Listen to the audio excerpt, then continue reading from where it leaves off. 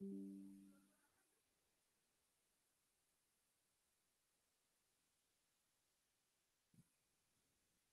lalu kita melanjutkan diskusi soal inventory dan seingat saya kita sampai pada bahasan relative stand-alone price atau istilah lainnya lump sum price. Saudara-saudara, hari ini tanggal 22 September itu hari besar buat Petra, harusnya buat kita semua ya. Ini hari ulang tahunnya Petra. Tahun berapa kita berdiri? Ada yang aware tahun berdirinya UK Petra? 61.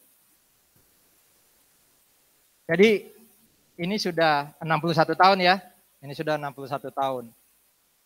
Saya kebetulan karena bergabung tahun 2001, ini tahun ke-21 saya. Harusnya tahun lalu saya berumur atau bekerja sudah pas 20 tahun, itu biasanya dapat penghargaan.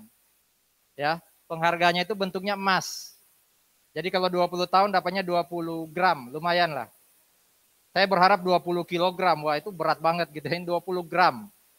Ya kalau harga emas sekarang 800 ribuan ya bisa dikalikan ya. Kalau 30 tahun dapat 30 gram. Jadi puji Tuhan ya. 20 tahun itu nggak kerasa ya. Nah, ini tampilan sedikit ya. Tampilan sedikit upacara wisuda tadi pagi ya. Jadi saya dapat penghargaan karena 20 tahun bekerja. Tapi ada satu pengumuman yang harusnya sama-sama kita syukuri adalah yang ini nih. Universitas itu saudara-saudara, status akreditasinya dulu kalau tertinggi itu namanya akreditasi A. Kita A terus gitu kan. Nah terakhir aturannya berubah. Yang namanya status akreditasi tertinggi itu namanya unggul. Dan puji Tuhan baru aja kemarin dapat pengumuman bahwa UK Petra dapat status akreditasi unggul. Itu pas Anda masuk di semester-semester emas gitu ya. Jadi ini bekal yang cukup baik buat Anda, nanti kalau lulus ijazah Anda tertulis akreditasi unggul. Ya. Belum banyak universitas yang punya akreditasi ini. Universitas di Indonesia itu ada sekitar 4 ribuan. Dan belum 40 yang punya akreditasi unggul. Kalau di Jawa Timur mungkin baru dikit, di Surabaya bahkan UNER belum, baru ITS. Kalau nggak salah di Surabaya baru ITS dan Petra. Jadi ini puji Tuhan, hadiah atau kado ulang tahun di ulang tahun ke-61. Ya, semoga nanti Anda lulus makin banyak prestasi yang bikin Petra juga tetap terangkat namanya. Oke, nah kita lanjut ke sini. Ini materi tetap chapter 9, tapi materi atau topik baru. Minggu lalu itu kan kita belajar ya, bahwa inventory itu tidak hanya berhenti ketika kita ngitung ending inventory. Pakai apa tuh? Periodik perpetual, FIFO, maupun average. Nggak berhenti di situ. Harus kita bandingkan antara ending inventory yang kita hitung pakai FIFO average dengan apa? NRV. Ya kan? Itu harus kita bandingkan. Tapi khusus untuk yang namanya produk agriculture, aset biologis, itu nggak perlu pakai lower of cost or NRV. Cukup pakai, kalau aset biologis cukup pakai apa? NRV. Ya, nah hari ini itu ada materi baru yang namanya ini nih, purchase commitment.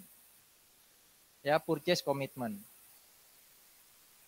Intinya adalah, ya namanya aja komitmen ya, barang belum dideliver, transaksi belum terjadi, tapi sudah ada janji dari saya sebagai calon pembeli untuk ngomong, pasti saya beli besok. Namanya aja komitmen gitu ya. Berarti kalau bicara purchase commitment nanti, di future ya, di periode yang akan datang, akan terjadi transaksi pembelian. Secara umum, hak miliknya inventory masih di penjual. Karena yang terjadi baru janji dari pembeli, besok saya beli ya. Kita sepakat harganya berapa nih kalau besok terjadi transaksi. tapi barangnya masih di penjual. Hak atas barang masih di penjual. Ya. Jadi kalaupun hari ini tanggal 22 September kita sepakat jual belinya di masa depan, itu belum ada yang dicatat oleh pembeli, baik aset maupun liability. Belum ada. Ya. Nah, di sini dikatakan kalau transaksi atau perjanjian atau komitmen itu nilainya cukup material, cukup besar, setiap orang bisa punya ukuran material beda-beda lah ya, sekali lagi ya. Uang 10 juta, 100 juta, 1 M, 1 triliun itu bisa jadi buat seseorang kecil, buat orang lain material. Ya, tapi intinya adalah kalau menurut kita ini transaksi yang material, maka dia harus ditulis. Bukan di neraca, ya bukan di financial position ya, bukan di income statement, tapi dalam apa? Catatan. Jadi di notes to the financial statement nanti ditulis terjadi perjanjian antara A dan B, kita sebagai apa? A atau B, silakan, penjual atau pembeli. Bahwa di masa depan pada tanggal sekian akan terjadi transaksi jual beli. Kesepakatannya harganya sekian gitu. Cukup dibuat notes, tidak perlu jurnal, tidak perlu ada pengakuan aset atau liability. Waktu terjadi komitmen. Ini pun nanti dimasukkan di notes kalau material. Kalau nggak material nggak perlu ditulis di notes. Ya. Nah, yang akan jadi jurnal penyesuaian nanti, ini waktu terjadi komitmen nggak ada, akan jadi jurnal penyesuaian kalau ini. Harga kontrak melebihi harga pasar. Dan diperkirakan akan terjadi loss. Jadi kalau nanti harga kontrak melebihi harga pasar, kita sepakat tadi berapa? 1 juta. Ya. Ternyata harga pasarnya jatuh. Waktu mau bikin laporan keuangan, nilai pasarnya cuma 900.000. Nah, itu perlu dibuat pengakuan loss. Yang ngakuin loss siapa? Ya pembeli dong. Karena kita sudah komitmen 1 juta, berapapun harga pasar saya akan tetap bayar 1 juta. Berarti kalau sampai harga pasar turun di bawah 1 juta, saya sebagai pembeli harus ngakuin loss. Ya. Kapan saya ngakuin loss? Ya di periode waktu harga pasarnya lebih rendah. Bulan September kita janjian, saya akan beli punya Anda 1 juta atau 10 juta di bulan Februari 2023. Ternyata di 31 Desember nilainya jadi 900.000. Nah, waktu 31 Desember mau bikin laporan keuangan, saya sebagai pembeli akan ngakuin loss.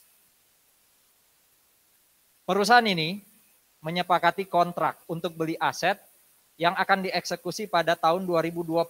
Jadi ini anggap aja kita masih di 2019. Harganya sepakat pada harga 10 juta. Jadi besok di tahun 2020, ABC ini akan bayar 10 juta. Oke. Di tahun atau di tanggal 31 Desember 19 waktu mau bikin laporan keuangan, ternyata harga asetnya itu jadi 7 juta. Kita nggak perlu bikin jurnal yang 10 juta, ya, waktu terjadi perjanjian, tapi cukup di disclose di notes. Itu pun kalau 10 juta ini dianggap material. Kalau enggak, berarti nggak perlu di disclose. Kapan kita harus buat catatan akuntansi? Ya waktu akan membuat laporan keuangan. Itu pun kalau apa?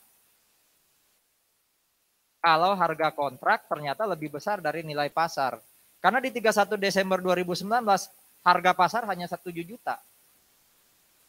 Kan kita rugi ya, daripada saya buat janji, kalau saya tahu ya harganya akan turun, saya nggak akan buat komitmen. Saya tunggu aja ya sampai harga turun saya beli. Tapi yang namanya komitmen ya harus dipenuhi ya. Berarti saya di masa depan kalau harganya tetap 7 juta ya di tahun 2020, ya saya sudah pasti rugi. Oke. Berarti di tahun ketika harga kontrak ternyata lebih besar dari harga pasar, maka saya harus mengakui kerugian dan nama jurnalnya ini. Nama akunnya sorry ya. Unrealized holding gain or loss. Minggu lalu sudah sempat dikenalkan akun ini, tapi konteks atau kasusnya berbeda. Kenapa strip income? Apa maksudnya kalau ada rekening ini, akun ini terus di strip income? Maksudnya apa? masuknya di income statement. Jadi mengurangin revenue.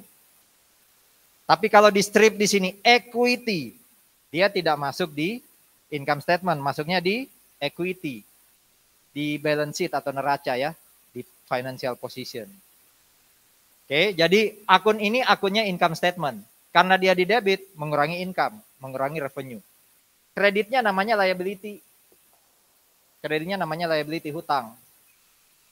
Berarti per 31 Desember hutang saya bukan 10 juta loh ya, bukan 7 juta, tapi hutang saya 3 juta. Apa ngaruhnya saya punya hutang 7 juta? Nanti kita lihat.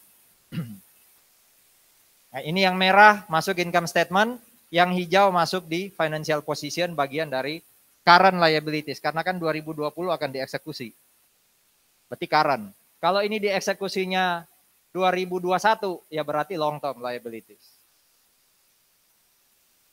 Nah, waktu tahun 2020, kan saya sudah janji bayar 10 juta ke Anda. Saya ABC.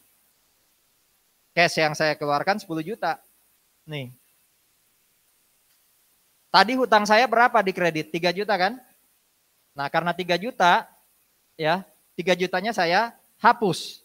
Saya debit. Berarti hutang saya lunas.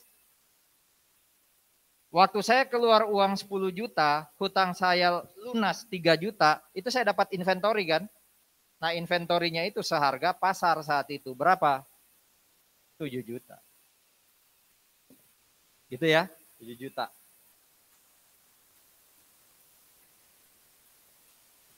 Ada pertanyaan dulu, jurnal yang atas.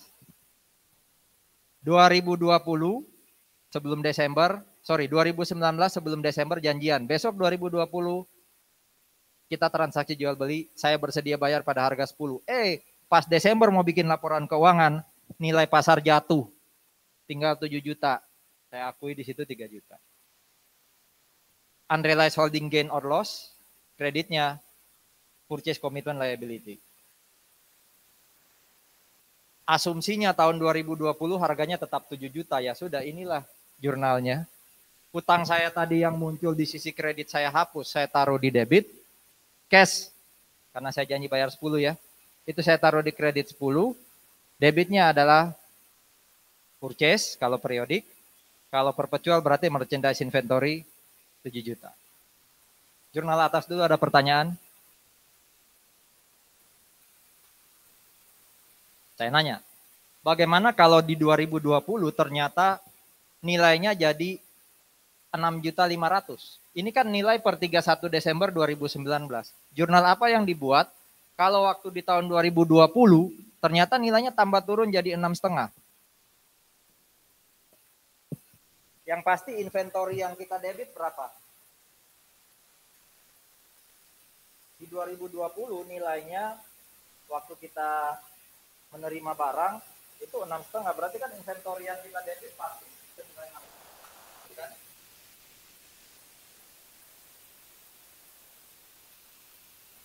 Makanya kita pakai perpetual ya. Merchandise, cash, kita pasti berapa janjian kita tadi? Terus gimana nih? Tetap karena ini transaksi sudah terjadi, berarti liability kita sebelumnya dihapus dong. Ya, purchase, komitmen, liability kita hapus. Berapa nilainya? Bukan 3,5 loh. Tadi munculnya berapa di 2019? 3 juta. Terus gimana dong? Nggak balance nih. Apa ini 500.000? Apa?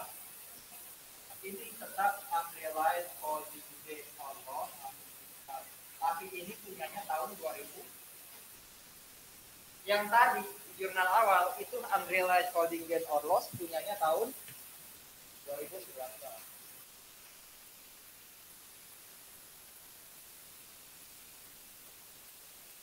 Ini kalau kasusnya turun dari tahun 2020 sampai 8 juta.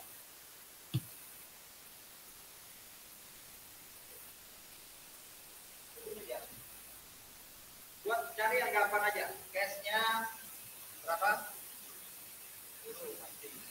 Inventory-nya sesuai harga pasarnya berapa? 8 juta. Terus tadi ada purchase commitment liability berapa? 3 ya, yang 2019 akhir. Berarti selisihnya ada 1 juta. Apa ini? Ya, Atela mungkin gain of loss atau income, tapi ini di 2020 dan sifatnya apa sebenarnya? Menambah income. Coba kita naik kan? Ada puncak kita naik.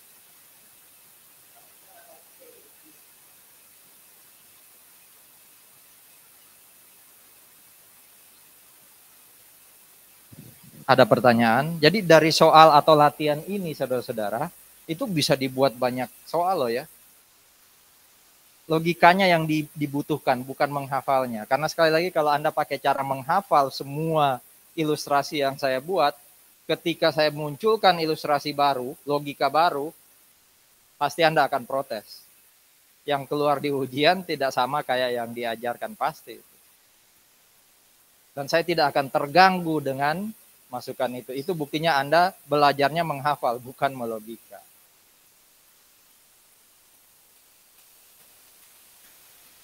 Oke. Semoga clear. Silakan, tapi kalau masih ada yang belum clear. Yang bawah jangan dulu dilihat ya. Kita belum bahas yang bawah, ini pengecualian aja. Kita baru bahas tadi turunnya 7 juta. Waktu realisasi kebetulan sama 7 juta. Ini jurnalnya. Waktu realisasi 6,5. Ini jurnalnya. Ternyata waktu realisasi 8 juta. Yang kanan jurnalnya.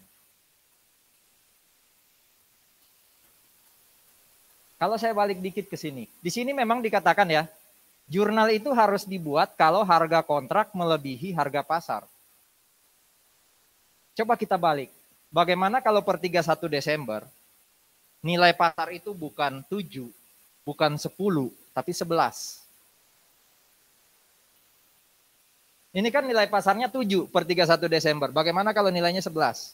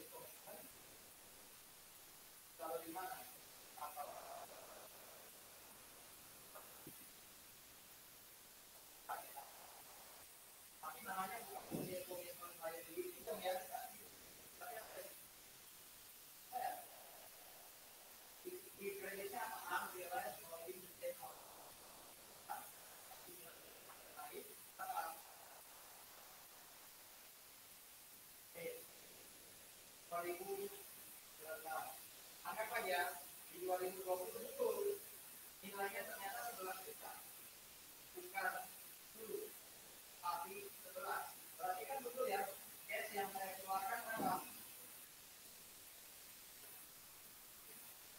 Inventory yang saya akui berapa? Sorry, cash yang saya keluarkan sebagian berapa tadi? 10. Inventory yang saya akui berapa?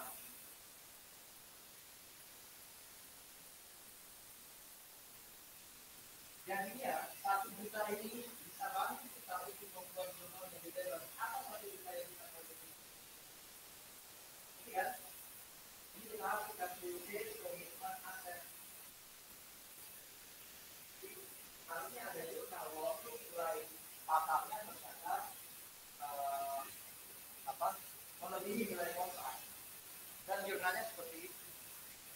Kenapa? Karena kalau nanti ternyata betul nilai pasar ketika realisasi lebih besar dari nilai kontrak, itu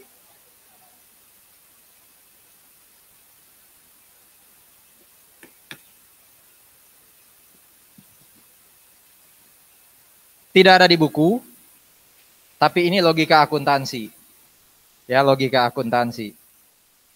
Tapi ada lemahnya ini. Apa lemahnya ini?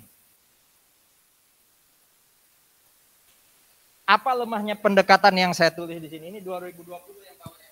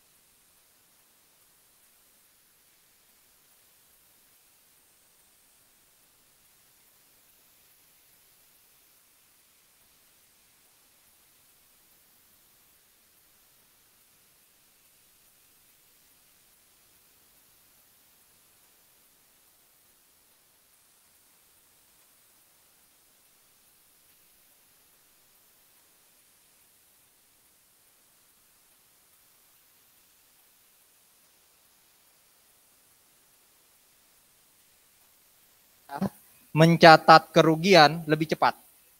Mencatat hutang lebih cepat, walaupun belum pasti.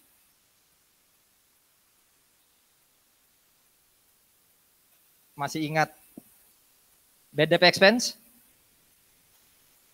BDP expense itu kreditnya apa?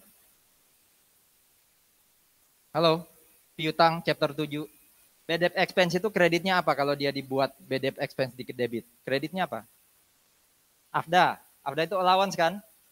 Apakah pasti pelanggan itu nggak bayar ke kita? Apakah pasti kita bakal rugi? Belum pasti. Itu kan masih cadangan. Tapi apakah pasti dia bayar ke kita? Belum pasti juga. Berarti yang nggak pasti itu apa? Nggak pastinya itu adalah saya bakal rugi atau enggak. Nah, kalau kita nggak pasti soal kerugian, segera dibuat jurnal. Makanya jurnalnya apa? BDE itu AFDA. Belum jelas bakal ada expense loh, tapi kita sudah akui BDE itu AFDA. Sama kayak ini kan, apakah pasti Anda rugi nanti waktu 2020? Belum jelas juga sih, tapi segera dibuat jurnal. Sebaliknya, kalau kita ragu bakal untung atau enggak, jangan dulu dibuat jurnal. Itu konservatif. Makanya minggu lalu kan jangan terlalu pede gitu loh. Walaupun peluangnya kita lihat besar, jangan dulu mengakui pasti dapat nih. Tetap humble, tetap biasa aja lah. Jangan terlalu melebih-lebihkan. Tapi kalau kemudian ada kemungkinan kita bakal kalah, kita bakal rugi, perhitungkan itu. Tetap kita berupaya yang terbaik, tapi kita sudah siap kalau kita rugi atau loss. Berarti jurnal ini apa dong? Maksud saya jurnal ini lemahnya apa dong? Sudah pasti nggak kita bakal untung 1 juta? Belum. Berarti jurnal ini lemahnya apa? Dia kurang,